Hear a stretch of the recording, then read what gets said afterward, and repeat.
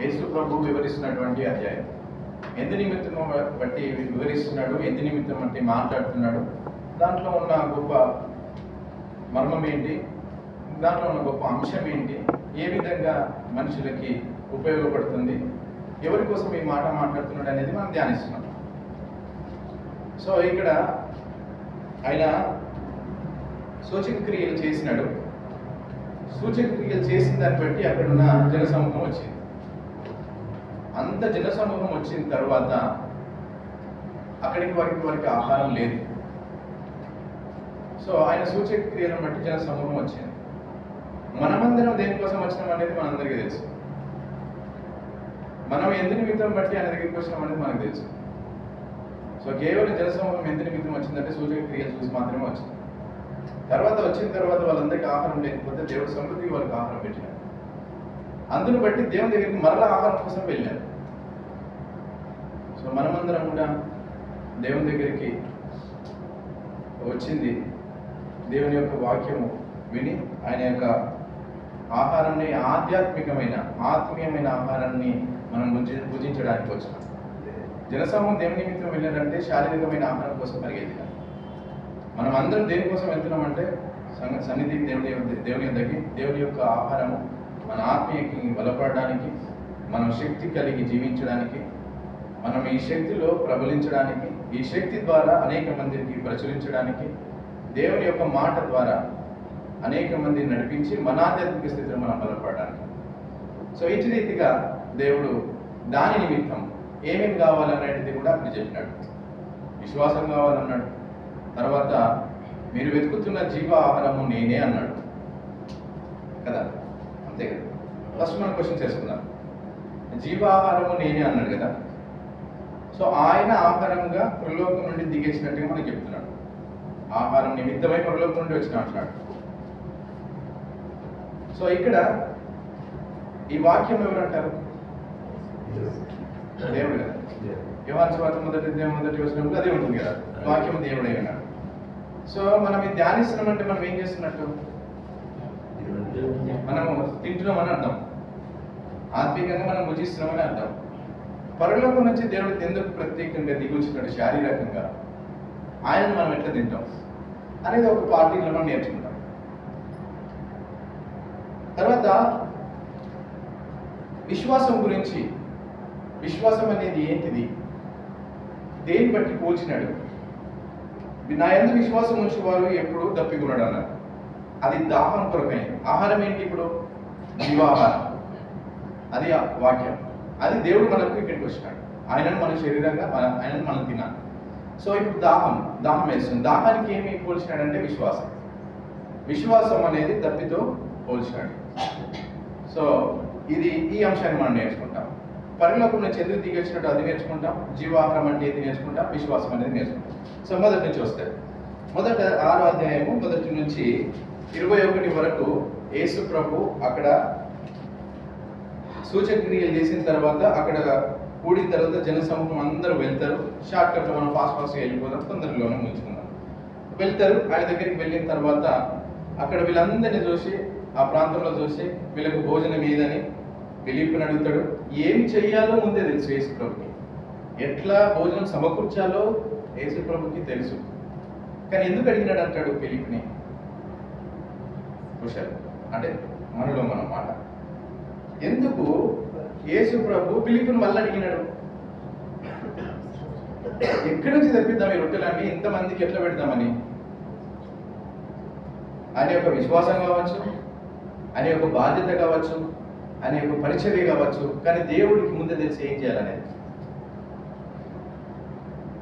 సహకారులుగా ఆయన వీడిని పెట్టుకున్నప్పుడు ఏం చేయాలనేది ముందే తెలుసు కాబట్టి అక్కడిని అడుగుతున్నాడు. వాళ్ళు ఆ యొక్క విశ్వాసం ఎట్లుంది, ఆధ్యాత్మికం అంటే వాళ్ళు ఏ విధంగా ఆన్సర్ చేయగలుగుతారు, ఏం చెప్తారు, మనం ఎట్లా ప్రొసీడ్ అవ్వాలనేది దాన్ని అంటే ఆయన తెలుసుకోవడానికి మాత్రం. తర్వాత అక్కడ ఉన్న వాళ్ళని అడిగితే ఏమేమి ఉన్నాయో అని అడిగితే, అందరూ వచ్చేసి 2 5 ఏవల రొట్టెలు ఉన్నాయి, 2 చేపలు ఉన్నాయి అంటాడు. ఏమని లేదు ప్రభు, అందరినీ కూర్చుని పెట్టాడు. అందరూ కూర్చుంటారు. 5,000 మంది పురుషులు ఉన్నట్టుగా కౌంట్ చేస్తారు. ఇంచుమించు పురుషులు మాత్రమే కౌంట్ చేశారంటే, పురుషులు పాటు స్త్రీలు వచ్చినారు. పిల్లలు వచ్చినారు, చాలా మంది ఉంటారు. అందరి భోజనము ఇక్కడ 11-12వ వచనం, వారు తృప్తిగా తినిన తర్వాత ఏమీ నష్టపడకుండా మిగిలిన ముక్కలు పోగు చేయుడని ఆయన తన శిష్యులతో చెప్పాడు. ఏమీ మిగిలకుండా తృప్తిగా తిన్నారు. అంతమంది తృప్తిగా తిన్న తర్వాత అక్కడ ఉన్నది కూడా ఏది వ్యర్థం చేయకండి, అంత మళ్ళీ తీసుకోండి. అట్లా వెతితే ఎన్ని గంపలు ఎత్తినారు? 12 గంపలు ఎత్తినారు. సో అది కూడా వేస్ట్ చేయలేడు. సో దాన్ని ఏదో పర్పస్కి యూజ్ చేసి ఉంటాడు, అంతే అంటారు. ఎందుకు తీసిపిస్తు ఉంటాడు? మళ్ళీ ఏదో పర్పస్కి యూజ్ చేసి ఉంటాడు. సో అట్లా తీసిపించాడు. 12 గంపలు ఎత్తినారు. అయిపోయింది. వాళ్ళు తిన్నారు, అందరూ వెళ్ళిపోయినారు. దీన్ని చూసి వాళ్ళు ఏమనుకున్నారంటే రాజుగా చేయడానికి అక్కడ వచ్చిన జనసమూహం రాజుగా చేయాలని వాళ్ళు అనుకున్నారు. అది గ్రహించినాడు దేవుడు. తర్వాత వెళ్ళిపోయినాడు. మళ్ళీ కొండ దగ్గరికి వెళ్ళినట్టు ఒంటరిగా గడుపుతూ దేవునితో గడుపుతా ఉన్నాడు. సో అది అక్కడి వరకు అయిపోయింది. సాయంకాలం అయిపోయింది. శిష్యులు కపెర్నహూముకు వెళ్ళాలి, వెళ్తున్నారు. సాయంత్రం ఓడ దగ్గరికి వెళ్ళినారు. యేసుప్రభు అప్పటికి ఇంకా రాలేదు. సరైన వాళ్ళు ప్రయాణం వెళ్తున్నారు. ప్రయాణంలో చీకటి అయిపోయింది, గాలి తుఫాన్ లేచింది. ఎగిసిపడుతున్న వాళ్ళు భయపడతా ఉన్నారు. యేసుప్రభు నడుచుకుంటూ వస్తున్నాడు. అప్పుడు వాళ్ళని చూసి భయపడినారు. మీరు భయపడకండి, నేనే అన్నాను. వాళ్ళు ఆహ్వానించినారు, కలిసి వెళ్ళినారు, అక్కడ చేరుకున్నారు. అక్కడికి వెళ్ళిపోయినారు. ఎవరు? శిష్యులను యేసుప్రభు కపెర్నహూముకి వెళ్ళిపోయినారు. ఇప్పుడు ఇక్కడ ఈ సమూహం ఎవరైతే భోజనం కోసం వచ్చి తినేసి వాళ్ళు వెళ్ళిపోయిన వాళ్ళు ఉన్నారో, మరొక నాడు అంటే తెల్లారి మరనాడు మళ్ళీ యేసుప్రభు దగ్గరికి వెతుక్కుంటూ వెళ్ళినారు. మళ్ళీ ఆహారం అక్కడ దొరుకుతుంది, ఆయన పెడతాడు, ఏదో చేస్తాడు అనేసి మళ్ళీ అందరూ వెళ్ళారు. అక్కడికి వెళ్తే అక్కడ శిష్యులు లేరు. శిష్యులతో పాటు ప్రభు పోయినట్టు కూడా వాళ్ళకి ఇన్ఫర్మేషన్ వచ్చింది, పోలేదు అని. సో యేసు ప్రభు కూడా వీళ్ళతో పోలేదు, వాళ్ళు వెళ్ళిపోయినారు, ఇక్కడ లేరండి. మళ్ళీ వెతుక్కుంటూ కపెర్నహూముకు వాళ్ళు వచ్చినారు. అక్కడ యేసు ప్రభును కనుక్కున్న తర్వాత ఇక్కడ యేసు ప్రభు మాట్లాడే సందర్భం స్టార్ట్ అయింది. ఇప్పుడు ఇక్కడ ఏమంటాడంటే 26వ వచనం చూద్దాం. వీళ్ళు అక్కడికి బయలుదేరినారు. అక్కడ కనుక్కొని 25వ వచనం అన్న 25వ వచనం, సముద్ర పట్టని ఆయనను కనుక్కొని, బోధకుడా నీవెప్పుడు ఇక్కడికి వచ్చితివని అడగగా, యేసు మీరు సూచనలు చూచుట వలన కాదు, కానీ రొట్టెలు భుజించి తృప్తి పొందుట వలననే నన్ను వెతుకుచున్నారని నీతో నిశ్చయముగా చెప్పుచున్నాను. చూడండి, సూచన క్రియలు చేసినారని మీరు నన్ను వెతకట్లేదు, మీరు నన్ను దానికోసం వెతుకుతలేరు. మీరు తృప్తిగా భుజించినారు కాబట్టే మరలా నన్ను దానికోసం వెతుకుతున్నారు, భోజనం కోసం వెతుకుతున్నారు. సో అప్పుడు ప్రభు అంటున్నాడు, మీరు అదే మాట 27వ వచనంలో, క్షయమైన ఆహారం కొరకు కష్టపడకుడి కానీ నిత్య జీవం కలుగజేయు అక్షయమైన ఆహారం కొరకే కష్టపడండి. క్షయమైనదేదో అక్షయమైనదేదో మనకు తెలుసు. క్షయమైనది అంటే కనిపించేది, అక్షయమైనది అంటే కనిపించదు. క్షయమైనది ఏది కనిపిస్తుంది అంటే శారీరక ఆహారం మనకు కనిపిస్తుంది, అక్షయమైనది కనిపించదు. ఇప్పుడు ఇక్కడ మనము దేవుని సన్నిధికి వస్తున్నాము అంటే క్షయమైనది మన అంతా ప్రేయర్ అయిపోయిన తర్వాత తింటాం, కానీ అక్షయమైనది ప్రేయర్ కంటే మనం అయిపోయిన కంటే ముందు ఈ సావాసంలో మనం ఇది తింటాం. దేవుడు ఎప్పుడు కానీ మాట్లాడే ప్రతి మాట ఆధ్యాత్మికమైన మాటనే, ఆత్మకు సంబంధించిన మాటనే. ఆత్మకు సంబంధించిన ఆహారం మాత్రమే దేవుడు మనకు తృప్తిగా నింపుతాడు. ఇది దేవుని వాక్యం. కాబట్టి మనం ప్రతి మాట నేర్చుకుంటున్నాం, ప్రతి మాట వింటున్నాం. చూసినారా, మనం అయిపోయిన తర్వాత ఎంత ఎనర్జీ కోసం అనేది ఆహారం మనం శారీరకమైనది తింటామో, chicken, mutton, fish, whatever మనం తింటామో అది ఎంత బలం వస్తుందని ఆశిస్తామో, సేమ్ అంతకంటే ముందు ఈ వాక్యం అనేది మనకు ఆహారము మన హృదయానికి తగిలినప్పుడు అది ఆత్మీయమైన ఆహారం అనేది మనం గుర్తించాలి. మనం ప్రతిదీ ధ్యానిస్తున్నప్పుడు, ప్రతి సావాసంలో కూడుకున్నప్పుడు ఇది ఆత్మీయమైన ఆహారమే. ఇది మనం నింపుకుంటున్నాం అంటే ఆధ్యాత్మికంగా బలపడుతున్నాం. ఆ ఎనర్జీ వస్తుంది మళ్ళీ సావాసం వచ్చేంత వరకు. సో ఈ విధంగా మాట్లాడుతున్నప్పుడు మీరు ఏదైతే క్షయమైన దానికోసం పరిగెత్తుకుంటూ వస్తున్నారో, నన్ను అడుగుతున్నారో, దానికోసం మీరు పరిగెత్తకండి, అక్షయమైన దానికోసం పరిగెత్తండి. అది ఆత్మీయమైన ఆహారం కోసం మీరు పరిగెత్తండి అని వాళ్ళు చెప్తారు. వాళ్ళు చెప్పినప్పుడు ఇక దాని గురించి కిందికి మాట్లాడుతూ ఆయనతోటి అదే వచనం కిందే చూస్తే, మనుష్య కుమారుడు దానిని మీకు ఇచ్చును, ఇందుకై తండ్రి అయిన దేవుడు ఆయనకు ముద్ర వేసి ఉన్నాడని చెప్పాను. ఎవరిస్తారంట? మనుష్య కుమారుడు దానిని మీకు ఇచ్చిన. మనుష్య కుమారుడు ఎవరు? యేసయ్య. యేసయ్య మనకి ఇస్తాడు. ఐడెంటిఫికేషన్ మనం పట్టుకుంది ఏంటంటే, మనం ఎవరి ద్వారా వెళ్తున్నాం అంటే యేసయ్యనే మనకి ఇస్తాడు. సో యేసయ్య, అది మీరు ఆయన దగ్గరికి రావాలి. అది మీకు కావాల్సింది. అక్షయమైనది ఆయన దగ్గర ఉంది, ఆయన ఇస్తాడు. దానికి మీరు అక్షయమైన దానికోసం పరిగెత్తకండి, అక్షయమైన దానికోసం రండి చెప్పాను. అప్పుడు తర్వాత వాళ్ళు దేవుని క్రియలు ఏం జరిగించాలి, ఏం చేయాలి అంటే, యేసు ప్రభు ఆయన చెప్పిన మాట 29లో, యేసు ఆయన పంపిన వాని యందు మీరు విశ్వాసం ఉంచుటయే దేవుని క్రియ అని చెప్పాడు. విశ్వాసం గురించి చాలా పెద్ద టాపిక్ ఇది, చాలా లోతుల్లోకి నడిపించేది. విశ్వాసమే మనం నడిపిస్తా ఉంది కాబట్టి విశ్వాసం గురించి ఒక మాట విందాం. విశ్వాసం 35వ వచనంలో, అందుకు యేసు వారితో ఇట్లా నేను జీవాహారమును నేనే, నా యుద్ధకు వచ్చేవాడు ఏ మాత్రమును ఆకలి కొనడు, నా యందు విశ్వాసం ఉంచువాడు ఎప్పుడు తప్పికొనడు. ఆహారంది పక్కన పెడతాం. ఇప్పుడు విశ్వాసం అనేది తప్పికొన మాట్లాడినాడు కదా. విశ్వాసం అనేది ఏందంటారు? విశ్వాసం అంటే ఏంటి? 11 మొదటి వచనం కదా, ఫాస్ట్గా చెప్పేస్తారు కదా. విశ్వాసం అనున్నది నిరీక్షింపబడి వాడి యొక్క అదృశ్యమైనటువంటి రుజువునై ఉన్నది. సో దాన్ని బట్టి మనం విశ్వాసం అనేది నింపుకున్నాం.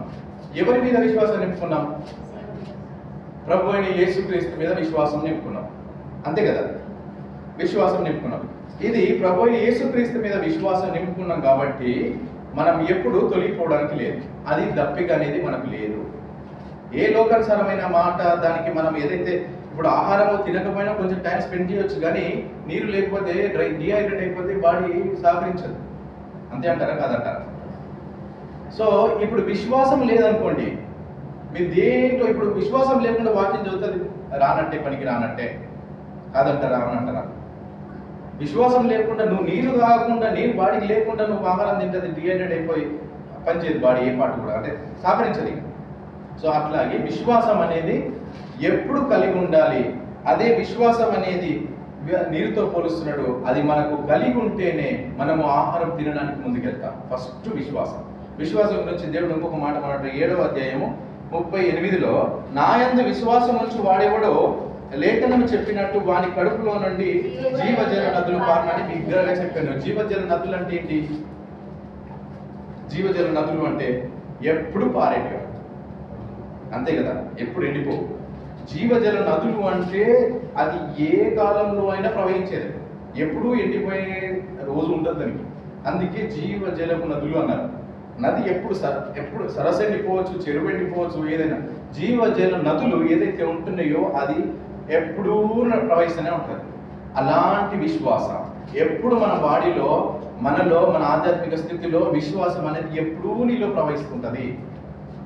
ఆయన యందు విశ్వాసం ఉంచితే అదే జీవజల నదులు ఎప్పుడు పారుతూనే ఉంటుంది, ఎప్పుడు తడిగానే ఉంటుంది, ఎప్పుడు పచ్చగానే ఉంటుంది, ఎప్పుడు పైరుగానే ఉంటుంది. అది విశ్వాసం గురించి. సో ఇప్పుడు ఆహారం గురించి మాట్లాడుకుంటే, అందుకు యేసు వారితో ఇట్లా నేను జీవాహారము నేనే.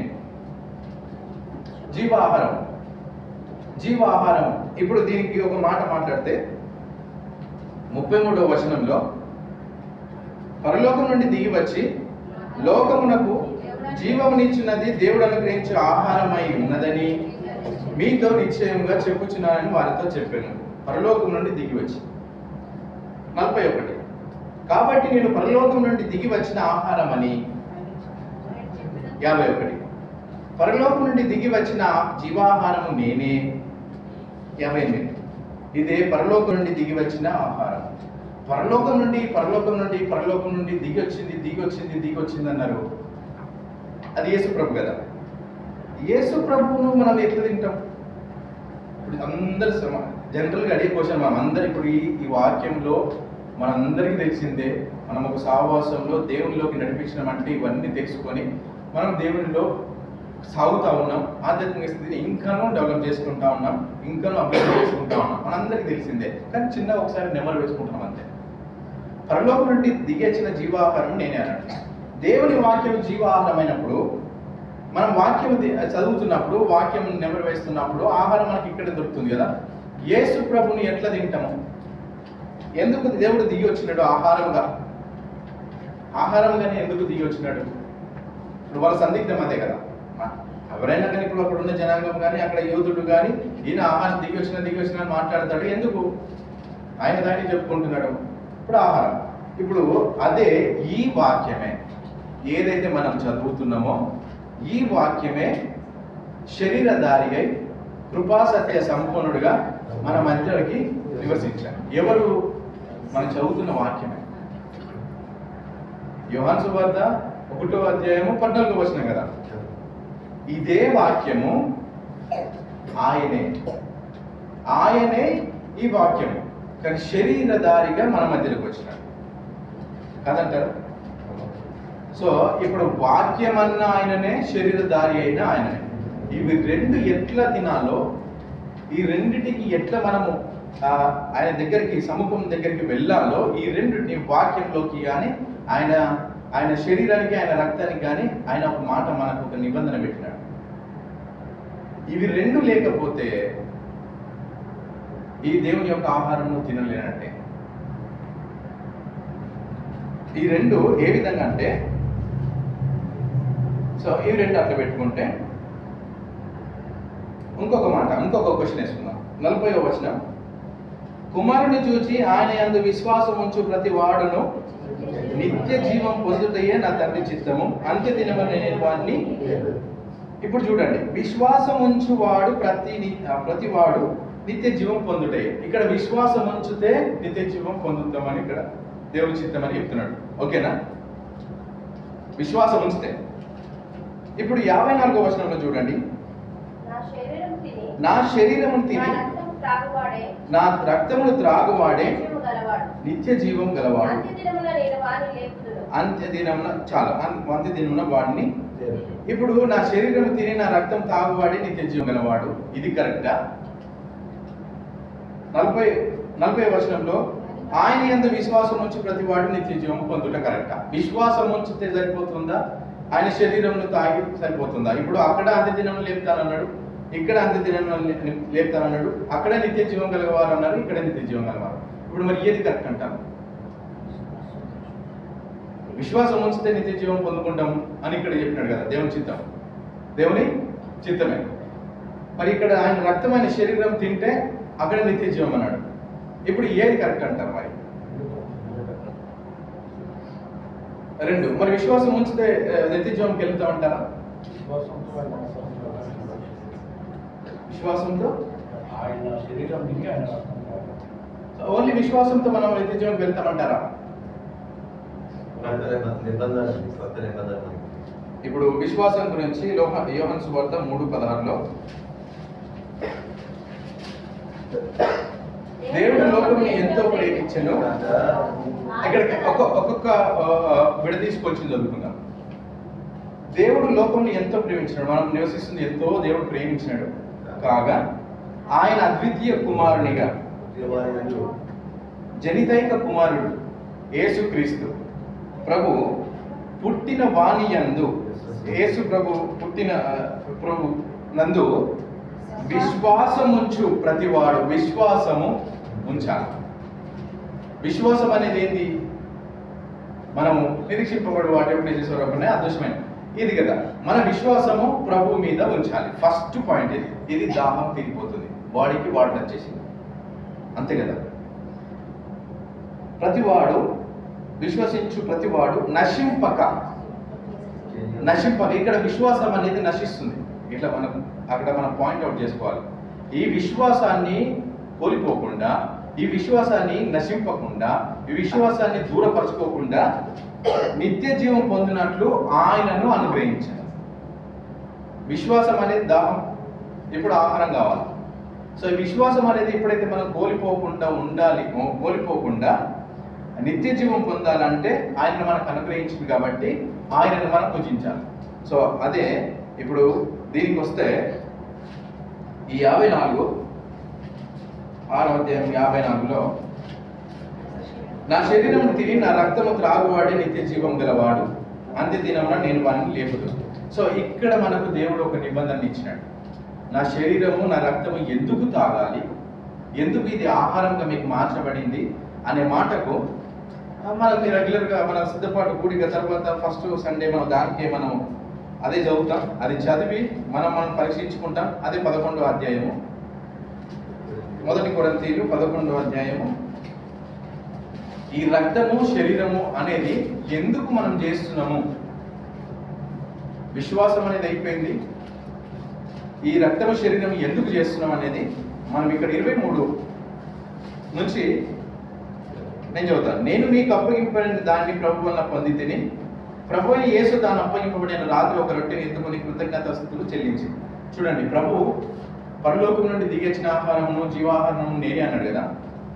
ఈ రోజు ఏ రోజు అంటారు? ఇది చివరి రోజు. ఇది ప్రభువు అన్న మాట, ఆ జీవాహారం మనకి ఇచ్చి వెళ్ళాలి కదా, అంతే అంటారు కదా. జీవాహారం ఇచ్చి వెళ్ళాలి. అప్పటి వరకు ఆయన చేస్తున్న బోధ, ఆయన చేస్తున్న పరిచర్య అన్నిటికీ రుజువై ఉండాలి. ఇది ఇచ్చి వెళ్ళాలి. సో దానికోసం వాళ్ళు ఎంతోమంది పరిశీలి శాస్త్రులు అయితే ఇదే క్వశ్చన్సే ఉంటాయి కాబట్టి ఇది ఇచ్చి వెళ్ళాలి. అప్పుడు అప్పగింపబడిన రాత్రి ఈ ఏదైతే ఆయన చెప్పినాడో, ఈ పరలోకం నుండి దిగొచ్చిన జీవాహారము నేనే అని దానికి నిదర్శనంగా దానికే ఈ మాట చెప్తున్నాడు. 24 దాని అప్పగింపబడిన రాత్రి ఒక రొట్టెని ఎత్తుకొని కృతజ్ఞతాస్తుతులు చెల్లించి దానిని విరిచి, ఇది మీ కొరకైన నా శరీరము, నన్ను జ్ఞాపకం చేసుకున్నట్టుకై దీనిని చేయుడని. ఈ శరీరం అనేది ఆయన రొట్టెగా మనకి ఇచ్చినాడు. ఆయన శరీరం మనం రొట్టెగా తీసుకుంటున్నాం. ఆ ప్రకారమే భోజనమైన పిమ్మట ఆ పాత్రను ఎత్తుకొని, ఈ పాత్ర నా రక్తం వలన అయిన కొత్త నిబంధన. ఇది ఈ కొత్త నిబంధన ఏంటంటే, ఈ జీవ ఆహారానికి ఈ యొక్క మనం తీసుకునేది రక్తము శరీరము, దానికి ఈ కొత్త నిబంధన. మనం ఆహారం తీసుకుంటున్నామంటే ఈ ఏదైతే మనం తీసుకుంటున్న సిద్ధపాటు కూడిక తర్వాత మన ఫస్ట్ సండే ప్రభు వల్ల తీసుకుంటున్నామంటే అది మన కొత్త నిబంధన. దేనికంటే దేవుడు పరలోకం నుంచి దిగి వచ్చిన జీవ ఆహారము, అది మన ఆధ్యాత్మికమైనది. అది ఆయన శరీరమును ఆయన రక్తమును ఇక్కడ ఇస్తున్నాడు. మీరు దీనిలోని త్రాగినప్పుడల్లా నన్ను జ్ఞాపకం చేసుకున్నట్టుగా ఇప్పుడు ఈ మాట చెప్తున్నాడు. ఎందుకు అంటే ఇది జీవాహారం అని ఎందుకు అన్నాడు అంటే, ఆయన ఈ లోకానికి వచ్చినాడు. ఎందుకు వచ్చినాడు? మన పాపముల నిమిత్తం వచ్చినాడు. మన పాపములు పోవాలంటే ఆయన పరలోకం వచ్చి భూలోకానికి మన దగ్గరికి వచ్చి మనకు బోధించి ఆయన రక్తమును ఆయన ప్రాణమును విడిచి తిరిగి పునరుత్థానుడై లేచినాడు. సో ఆ ప్రాణం తీసుకోవడానికి, ఆ రక్తాన్ని కార్చడానికి ఎందుకు అంటే మనం పాపంలో ఉన్నాం కాబట్టి మన పాపానికి ప్రాయచిత్తము దేవుడు వచ్చేసి మనకు ప్రాయచిత్తం కలిగజేసి మనం పరిశుద్ధులుగా చేయడానికి ఈ లోకానికి వచ్చినాం.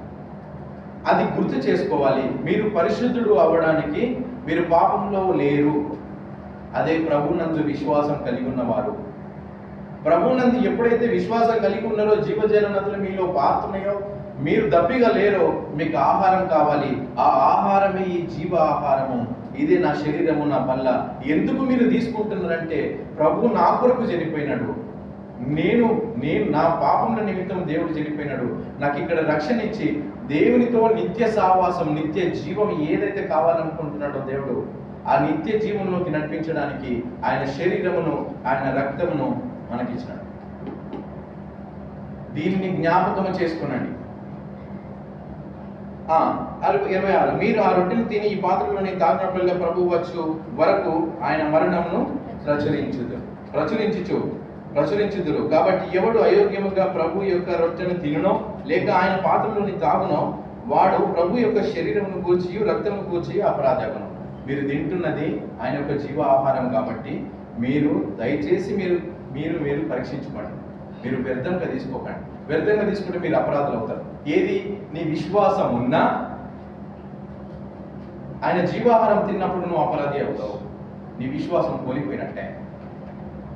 విశ్వాసంతో పాటు ఆ విశ్వాసాన్ని నశించకుండా ఉండడానికి యేసు ప్రభును తినాలి. ఆయన బలను ఆయన దగ్గరికి వచ్చినప్పుడు శరీరంను ఆయన రక్తంను తినాలి. ఒకవేళ అది నువ్వు వ్యర్థంగా అయోగ్యంగా నువ్వు ఆ పాత్రలోని ఆ దానిలోని చేయి వేసినప్పుడు నువ్వు అపరాధి అవుతావు.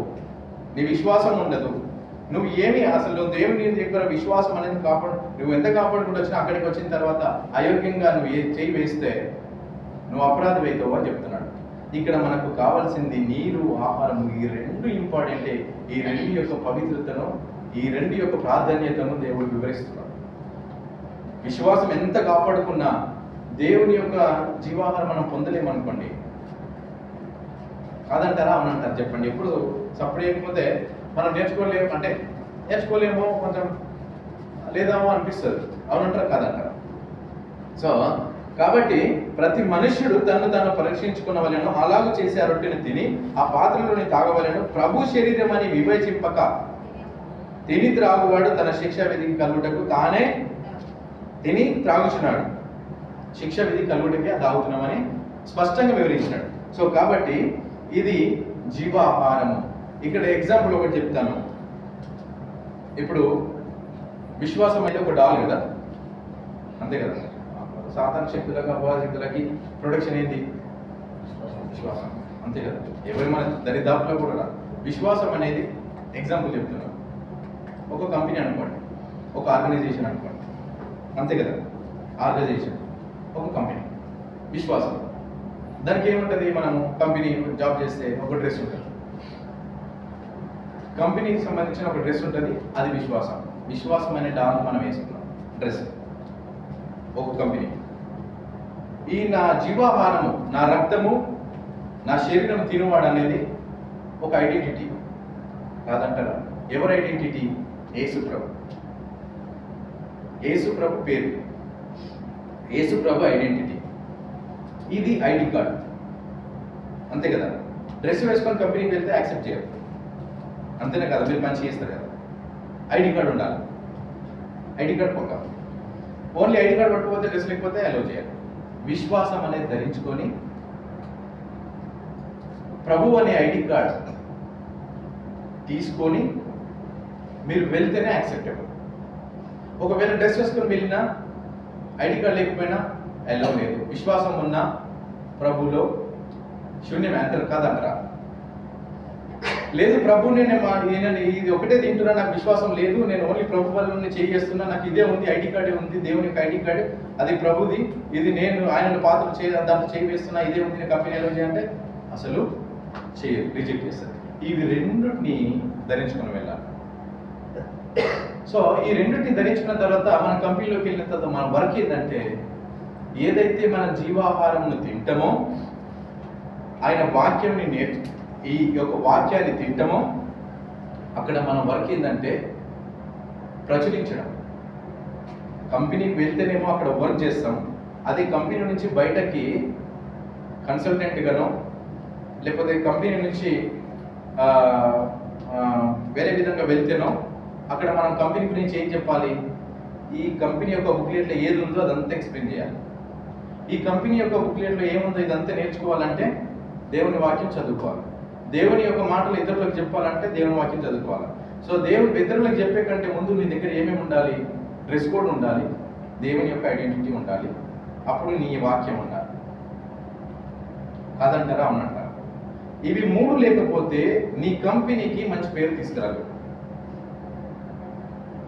కంపెనీ డెవలప్మెంట్ కాదు.